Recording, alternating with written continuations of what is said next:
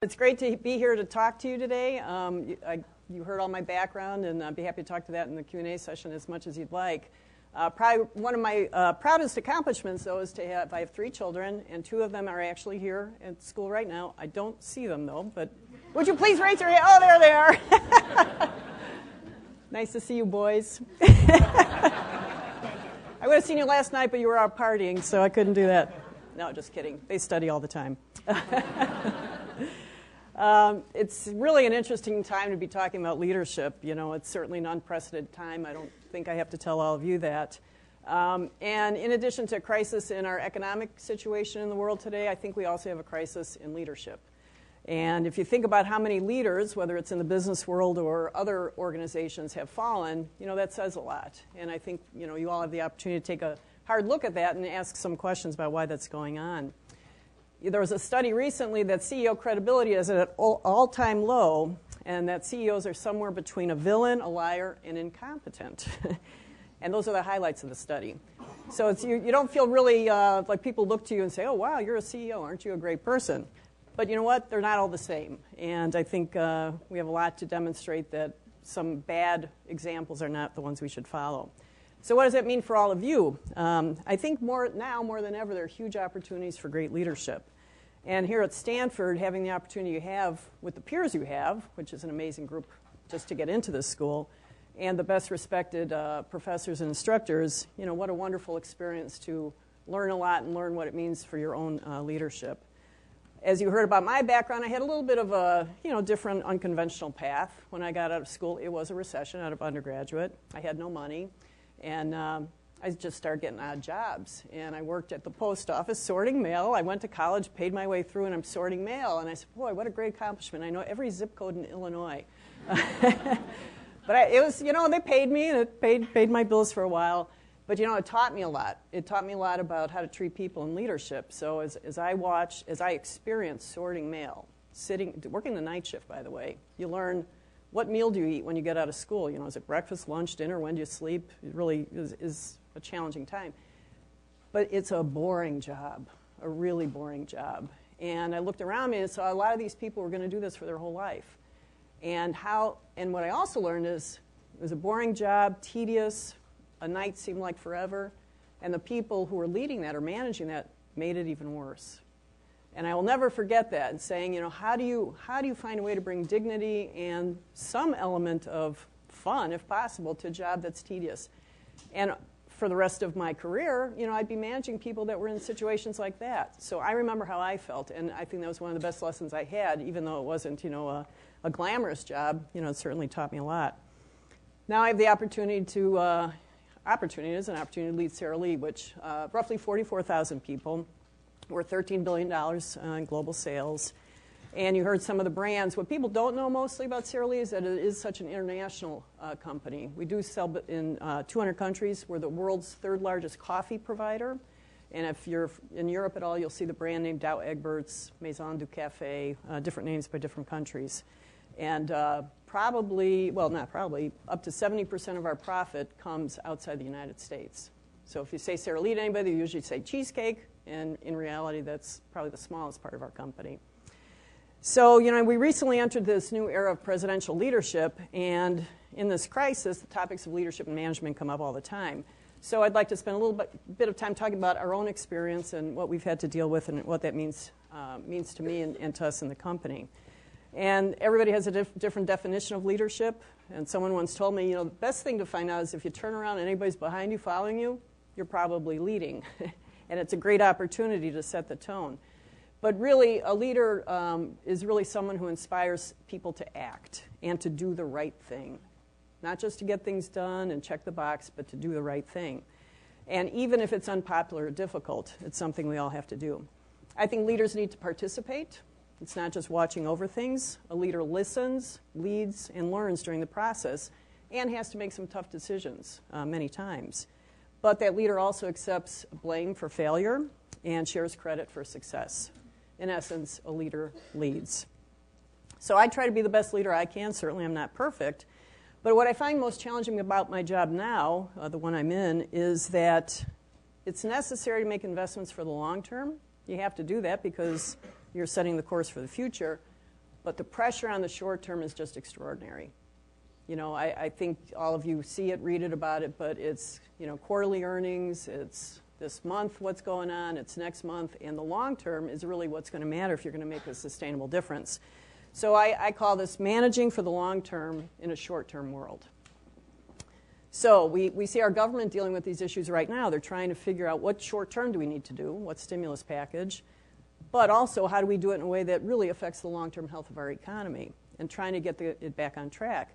And it's a balancing act, and that's what, you know, I face all the time and what I and my team have been working on since I actually got this job about 4 years ago. One example of this balancing is creating value for shareholders over time. You know, that's who I have to report to and deliver something to, and that's what every CEO has to do. But the question is, who are the shareholders? You know, is it the day trader? Is it the hedge fund manager, the short seller? Is it a value investor? What is it? And what's over time? You know, sometimes over time can be as short as a couple days. So you're really having to figure out whose needs are you trying to meet. And so with all these different perspectives, it really takes some courage and takes leadership to get the board and the management to really focus on a long term when those short-term pressures are in your face every day. So that's what we did starting in 2005. We embarked on a comprehensive transformation of Sara Lee.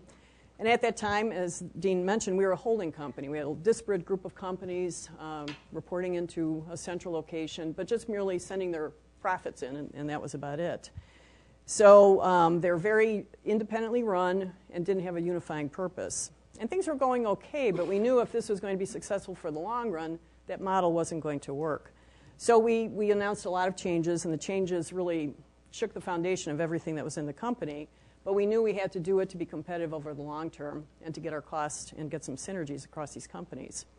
So we worked on this plan to transform Sara Lee into a world-class consumer products company, and that one that would deliver growth over time, get our margins improved, and deliver reliable results. So it was actually, today is the anniversary 4 years ago that we announced this. And it was a very, very big announcement. Nothing had started yet, but we said, here's the plan, here's what we're going to do over the next 5 years. And it was to change our focus, how we operated, how we invested in our business, and really define who we were and what we wanted to be as a company. So during that time period, in the last 4 years, we sold or spun off 40% of the business. So we went from a $20 billion down to, you know, today roughly a $13 billion business. And that included our apparel operations. Does anybody know which one that was? Hanes, yes, we sold underwear. We implemented a lot of changes in our infrastructure. We created global IT, centralized procurement, restructured our international operations. We consolidated many headquarters into one in outside of Chicago, but that meant moving people from, you know, multiple cities to the one. And we worked on developing a new culture, and I really can't emphasize this enough. Without a new culture, you couldn't get done what we were trying to get done. And the list goes on and on. I could tell you more about a lot more changes. But I'm actually pleased to be here today and say, you know, we've really made a big evolution where we've gone from this holding company structure to one that we refer to it as an allied group of companies that focus on food, beverage, and household and body care products around the world. So we centralized those critical functions that could provide, that we could leverage our scale in and increase our efficiency. It's been a lot of work. It's not been an easy task. And we could have stayed on the status quo. But I know that the status quo would not have delivered a great company down the road. In fact, it probably would be deteriorating over time. So we knew we had to change what was going on. So while it took a lot in the short term, it was the right thing to do. But I remember when we first announced it, the analysts thought we were out of our minds. They thought I was out of my mind. And they said, you can't do all this at once. You know, imagine any one of these big change initiatives in and of itself is pretty big. But we were doing them all at the same time period because we needed to really jolt into a new company. So they said, it's too much. We don't believe it. So our stock price plummeted the first year. And so it set us back. Now, they didn't believe we were fully capable because we didn't have credibility as a company. They watched Sara Lee over the years, and we'd make announcements of things we would do, and they wouldn't get done. And so that was built up over a number of years, and that's what, you know, why would they expect anything different than that? So, you know, we launched it. We said, we'll get it done. And after 4 years, we've reported every step along the way, where are we on this transformation? But through this, you know, I learned that real change takes real time. But if you want real results, you have to do it, and you have to stay committed to it. So in this time period, we've grown our core brands and we're gaining market share in key geographies and in key categories. But unfortunately, right now, it's not reflected in our stock price. And that certainly is very disappointing. So the question is, does that mean we should change what we're doing and look for a different answer? Well, no, we don't think so, because so many things have to be in place to make a company great. And sometimes these things are hard to get in place. But ultimately, the best way to get a higher stock price is to continue to grow and improve the business. And so we're really staying focused on that until we know that it's not the right answer. So we also know that system-wide capabilities are key to success. And that, I can tell you, is not something the analyst community ever asks one question about, or even looks at it, or even thinks about. So while you're building these capabilities, it's all that is there are the numbers to watch. But we know that over time, the numbers will come if we do the right things. So, but like most management teams, we do need to make modifications. I'm not saying we're staying true to every element of our plan, but in an environment like this, you have to look at things a little differently. And so we need to reduce costs even more, and we need to drive additional sales. But we have to continue at the same time to create value for the long term. So these things include, as we look at the long term, first is governance, really, which is all about accountability. Second is strategy, which is all about our focus. And third is about operations, which comes down to execution. So let me just talk a little bit about each of those. So if you start with governance, which is accountability, it starts with the board and it starts with me. And as a CEO, I know I'm accountable for Sara Lee's performance. If I don't deliver the results, my job is on the line. That's just the reality of the thing. So to help me drive success and to keep my job, I use the board's expertise, experience, and diversity to make the business better. It's that simple.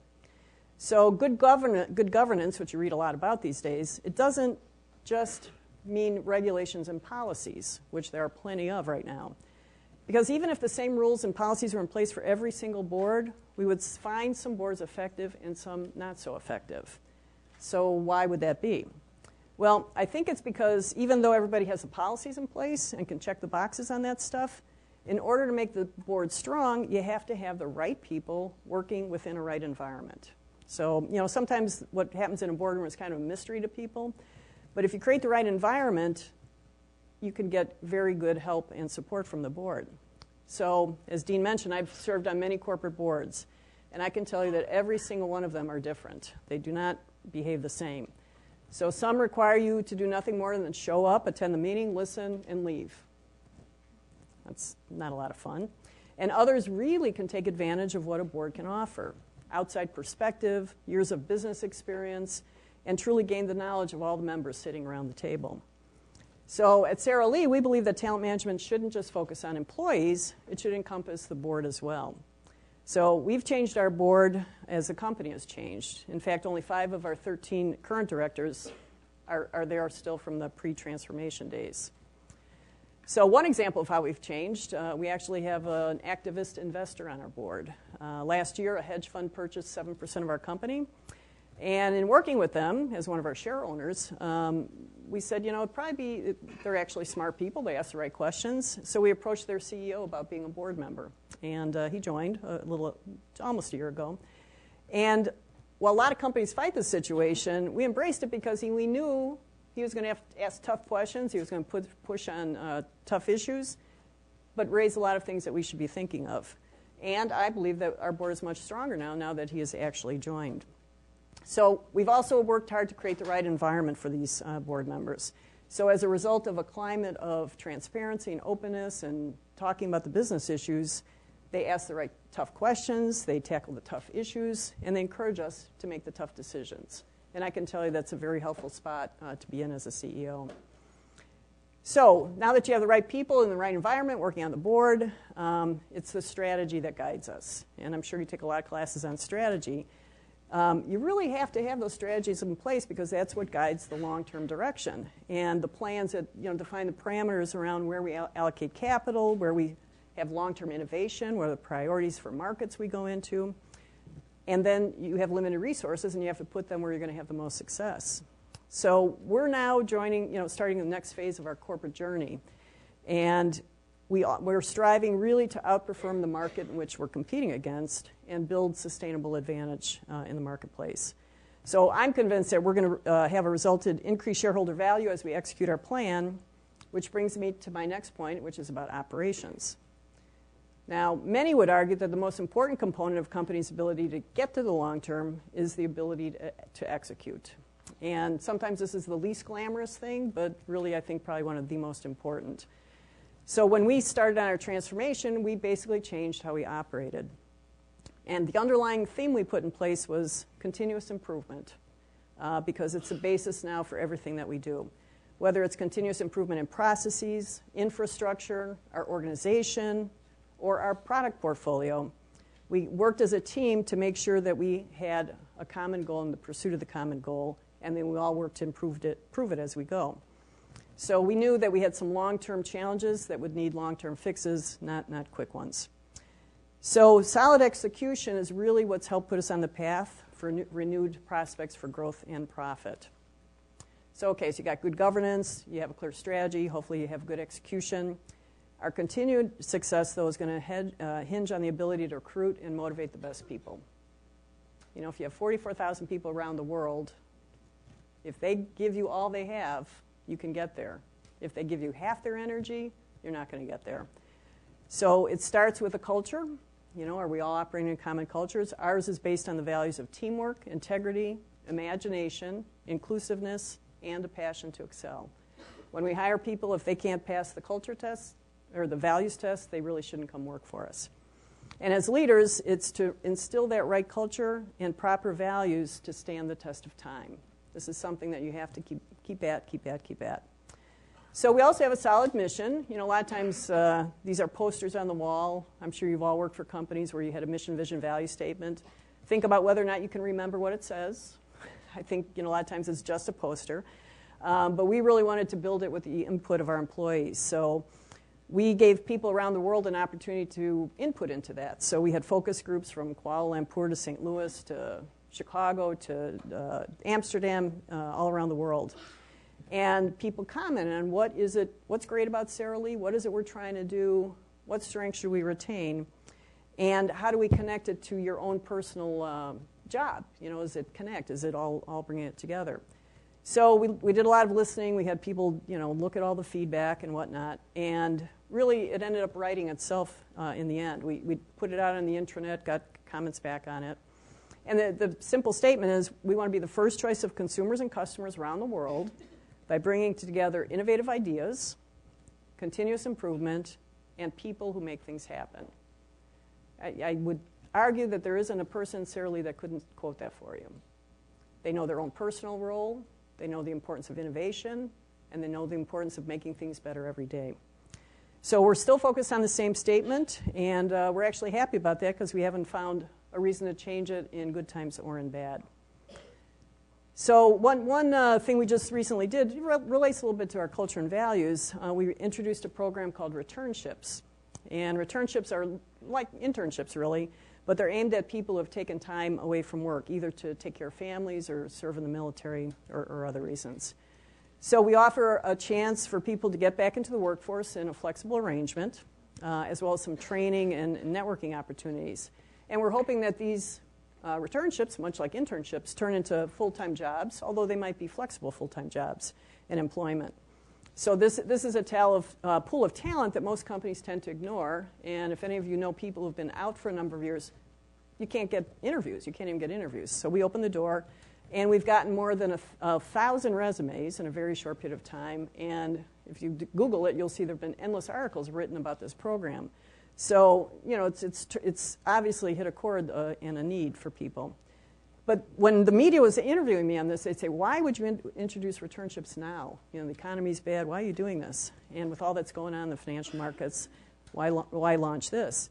And my answer was, well, why not now? You know, when times are hard, the need for great people doesn't diminish. In fact, it grows even stronger.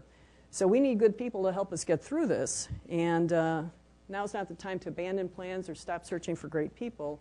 It's time to find them and make the plans work. So we've all seen tough situations before. You know, I'm a bit older, so I've seen more tough ones. But recessions, unemployment, the tech bust, you know, right in the critical place we are in the country right now. And they make things harder, but they don't make them impossible. And as each of you begin your post-MBA careers, you're going to have to deal with this economy as well. You know, it's certainly not over in the next year or two.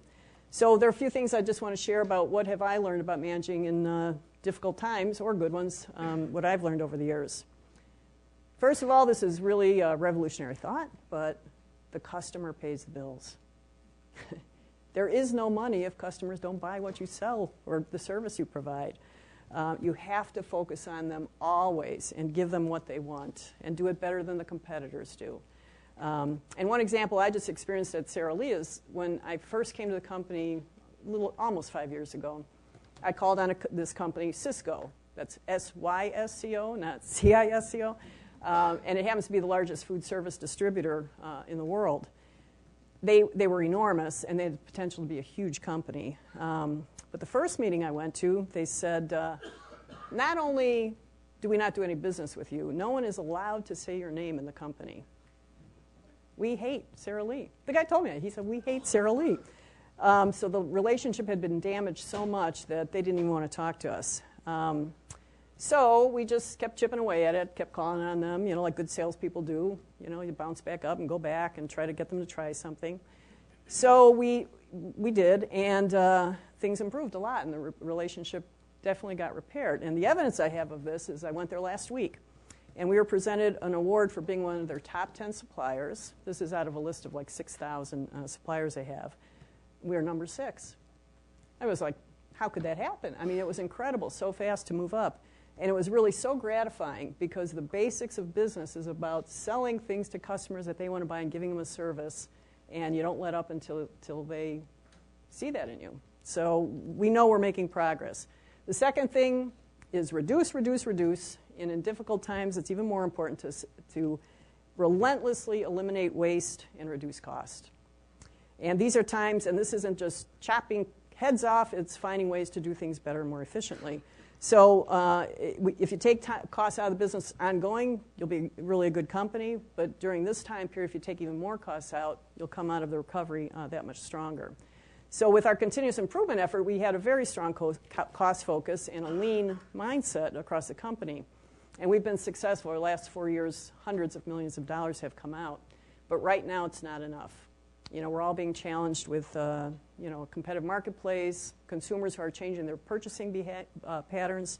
So you have to be able to get the value to the consumer even more so. So we launched a project we call Project Accelerate, and it's a multi-year project to provide an additional $200 to $250 million over the next couple of years. And the success of this is going to be key for us immediately and over the long term, you know, to keep our momentum going. Third thing, learning for me is allocate resources wisely. And obviously cash is king all the time, but especially now cash is king with the liquidity tightening that's going on. So we've managed our cash very conservatively, and a couple of years ago we were getting beat up about it, saying, why do you have cash? Why are you sitting on cash? Why don't you lever up and, you know, take your company, you know, get the benefit of higher leverage? Well, as we look back now, we're very happy we didn't do that, and it's helped us weather the storm. But now driving cash is absolutely critical, and you know, you have to keep revisiting your plans and making sure that everything you're doing still makes sense. And then fourth, people have the answers. In tough times and in good times, but tough times especially, you have to rely on your people.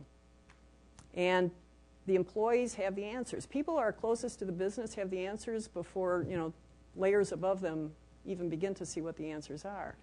The question is, can you tap into what they know and know how to do and help them help you solve what you need to do in the company?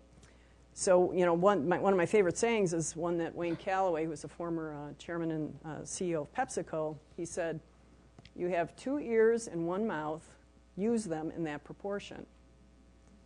So a lot of times it's, you know, you have to communicate, which people often translate into tell, talk. But really the most important thing is to listen. And if you get your people to participate in solving the problems by giving you the answers and you listen to them and you empower them to act, you know, half the battle is done.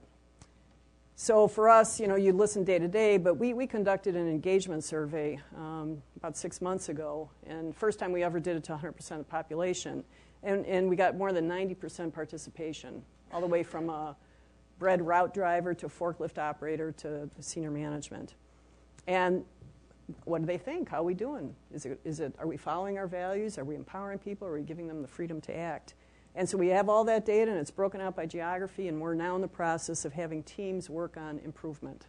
You know, it is what it is, and there's always room for improvement, so why don't we look at our data and say, what can we do differently to make sure we're getting the most out of our culture and our people? So we're very excited about that, and we think that'll take us to another level.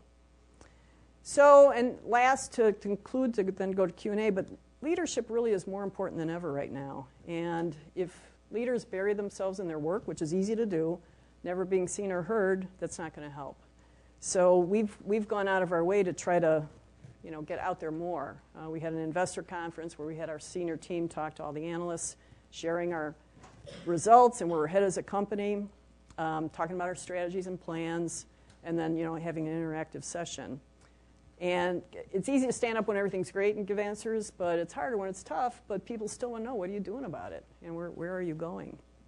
And it's even more critical as leader of people that you get out in front of your people and talk about the business. If I pulled up all the articles that were written about me or our company, our employees certainly wouldn't have a lot of confidence, because I have to say it's not all, you know, glowing great news. So people look to their leaders to give them the perspective, and how should they be thinking about things, and, you know, why should I have confidence in our leadership team and in the company? So morale depends on it, and you have to be out in front of them. So I say it's now time for leadership, and like I said when I started out, it's a tremendous opportunity for all of you. You know, there's an economic crisis, can't avoid it. Looks like there's no end in sight right now. And it's easy to think that the problems we face are too big to conquer, and that, you know, people can't solve them. But we can, and we will. It's going to happen. We always do it. So it's now a time everyone can be part of the solution by remaining focused on what you can control, sticking to your long-range plans, and avoiding knee-jerk reactions, and having confidence in yourself and your decisions. So as we emerge from this, I think there will be people who saw opportunity and others who saw only crisis. People who saw solutions where others saw only problems. And they'll come from all levels of the organization. And they're going to have different titles, different job responsibilities, different ages, different genders. But they'll have one thing in common. They will be our new leaders. So I hope that many of those people are actually sitting here in that audience and take us to new heights. So with that, I'd be more than happy to take any questions you have.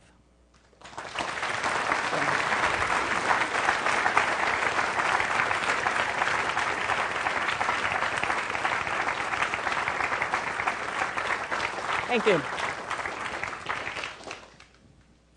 Okay, anything's fair game. Way back there. So you've talked a little bit about how you balance the pressures coming from analysts versus the needs of the company. You've also been personally scrutinized and held up as an example of the woman who can have it all, the family, the high-powered career. Can you talk about how you balance the pressures of other people wanting to use you as a role model, the media wanting to hold you up as this example, versus what you need in your own personal and professional life? Yeah, it's a great question. When I left my job at PepsiCo, I think I was doing well at the company, and I think I had a great future, and I loved my job. But I wanted to spend more time at home. So my way of dealing with that issue was I left my job. Now, I don't recommend that for everyone, but that is an option. But when I left my job, I said my moment of fame in life was for quitting my job. That's not exactly what I always aspired to have happen. Headlines, quits her job. I was on every talk show, et cetera, et cetera. So I was the poster child for a woman chucking it all and leaving her job. So there was a lot of pressure that came with that. And I said, it really struck me as I'm one person making a personal choice that's right for me. I don't claim it's the right choice for anyone else, but I think in the end that's what every person has to do, male or female. You have to say, in life, here's the list of things that are important to me and what my goals and aspirations are, and here's what I have to give up and trade off to get them or modify them. But it's only the right decision for you. So I finally got comfortable with that, saying this is my choice, my decision. I'm very happy I made it. If I had to go back, I'd do it 100 times over. But there is pressure with that. And so when I came back to work, it went in reverse. You can come back to work. You can come back to work. So while I never wanted to be that, poster child or that role model or whatever, I figured I have a little bit of a responsibility now. And so what I try to do is tell people, you can't have it all. It's impossible. You're only 7 days a week, 24 hours a day. Only you can decide what you want, what's the most important, what you keep, what you give up. And then I did this returnship program. I really drove that because what I found is people who did leave the work, made the choice to leave the workforce for family reasons, mostly women, they couldn't get back in. And here they were, lawyers, investment bankers, people with tons of experience, and they didn't lose their brains. They were instead running society. So if you go all across the country, women are running society, making the schools better, making everything work better. So I said, but they can't get back in the door, and they don't have the confidence in themselves anymore. So we're trying this in our own little way. I hope every company steals the idea and finds this new pool of talent to get back. So it's not easy, but I now feel that I at least have a role to play to make it seem that you can make it work over time. Uh-oh. Hi, Brenda. Hey, Alex. So from the time you took off to spend with your family, I was wondering how you translated the lessons managing a successful household to managing a successful American icon. Well, thank you, Alex. I found the challenges at Sara Lee much easier.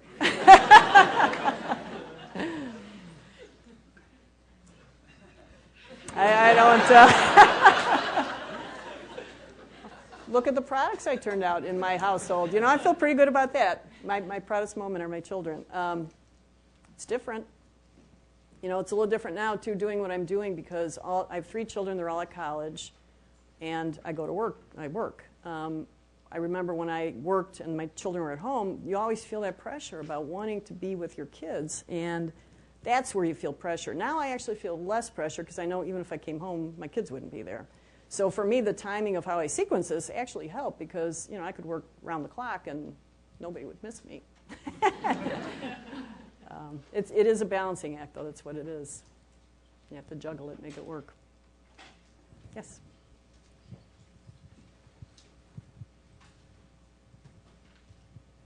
You mentioned that you maintained a conservative balance sheet, and that has obviously been pretty important for companies right now.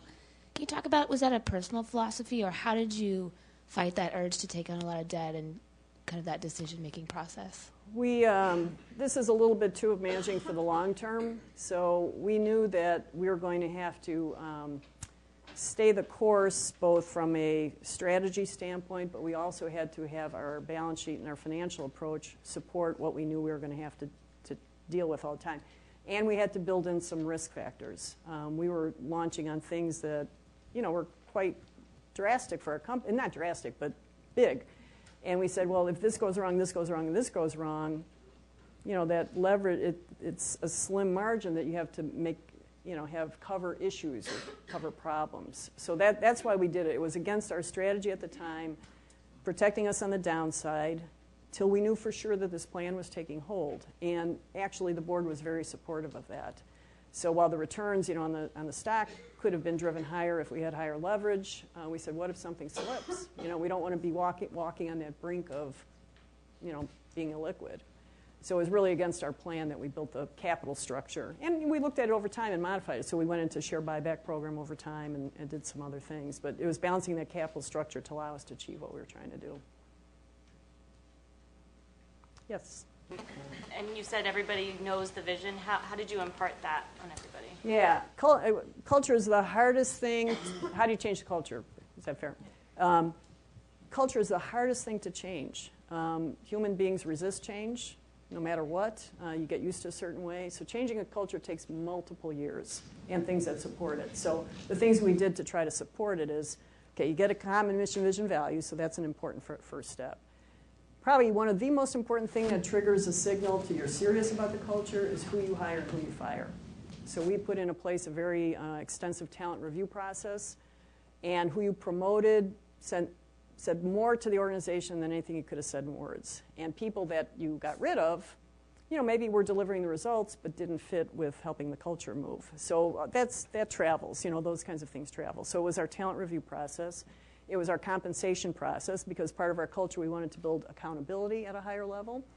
So we had a very high leverage, overperform, you get a lot more money. You don't perform, you don't get money. And it was a company in the past that had a very narrow band. If you got a bonus, it was ranging from 98% to 105%. Well, you don't differentiate performance in that regard. So we said, no, you're accountable, and if you deliver the results, which is what we needed, you'll get paid more. Some training, but mostly not formal training, more on the job. And then really one of the biggest things was implementing lean. If you know lean, it's all about having a process discipline and having people who do the work find a way to eliminate waste out of the system. So we engaged employees via training on lean. So we started out by doing it in some plants, showed that it worked, moved to more plants, and we took it outside the manufacturing location. And if a manager knows how to use lean, it's all about tapping into the talent of people who do the work to problem solve and do all that kind of thing. So that was a big cultural mindset. And then innovation is another way.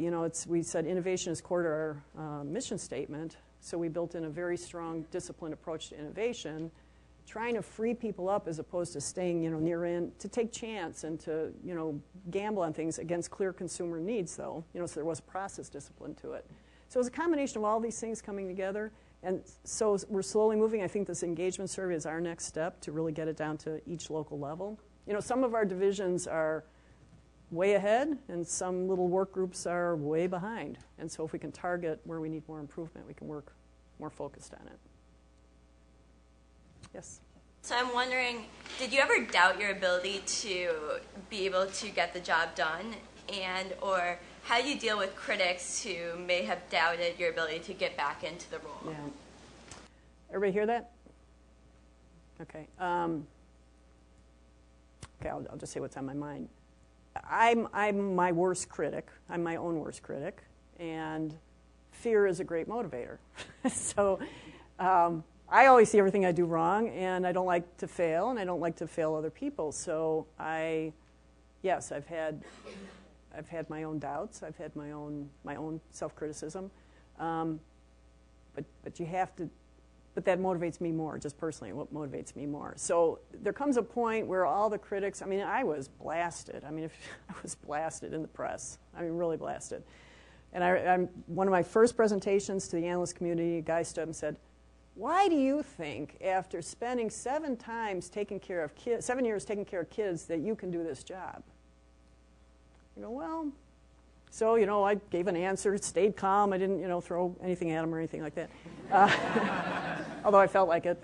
The criticism's everywhere, and I've learned over time I have to have a thick skin to that. Because if you really let it get to you, it gets in the way. And there's just too much to be done.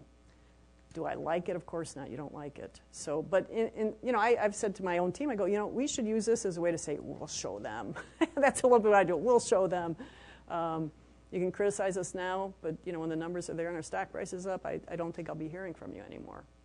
So, but it's hard. You're very visible, and I think as a female, I'm a little bit more visible. I think I get more scrutiny and waiting for me to fail, so they can write an article about it.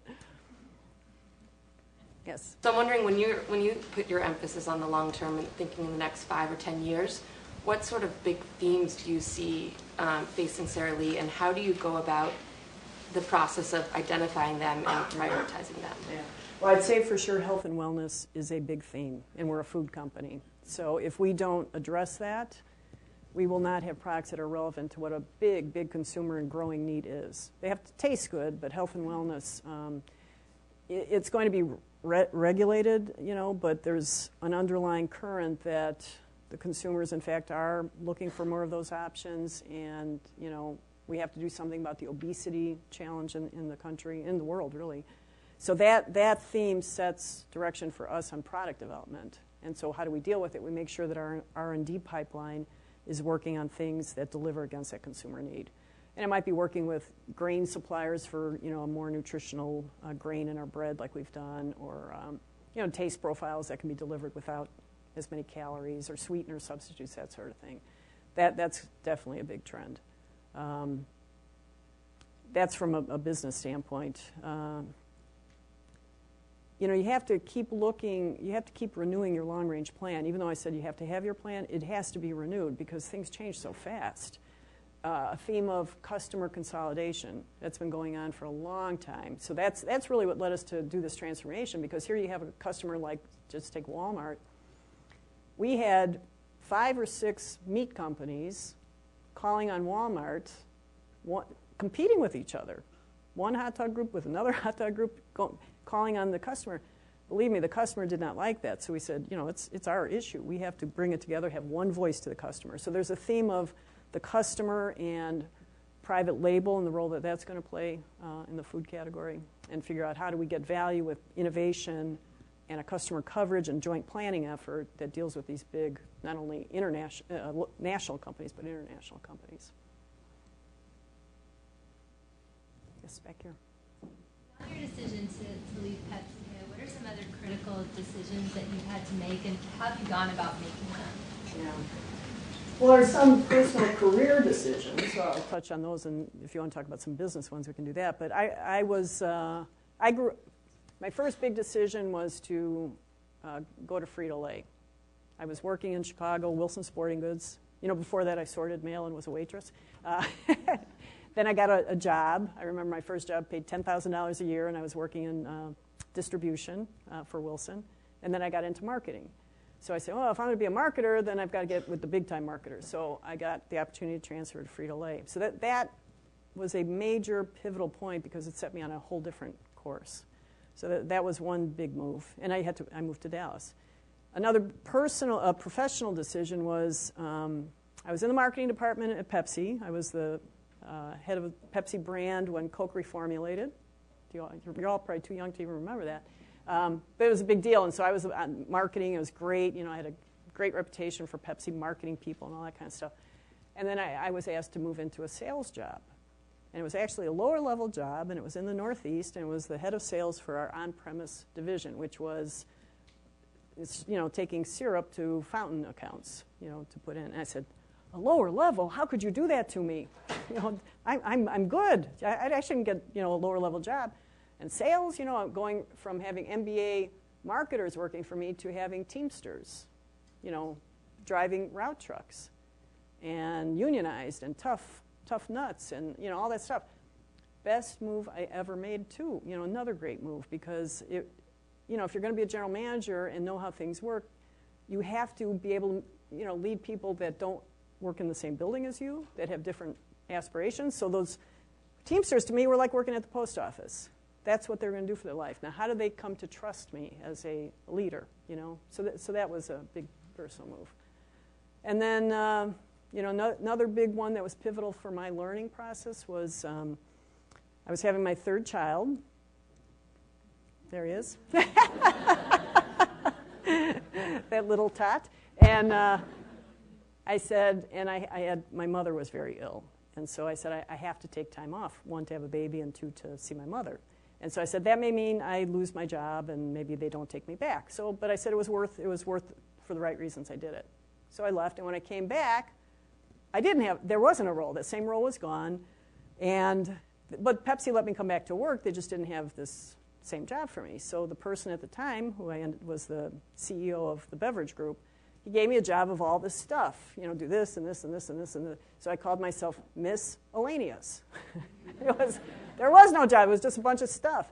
But that miscellaneous job turned into creating a transformation at Pepsi, moving, if you could read about it, but it's called the Right Side Up Company, turning the whole focus to management, to the customer, all the things that went with it.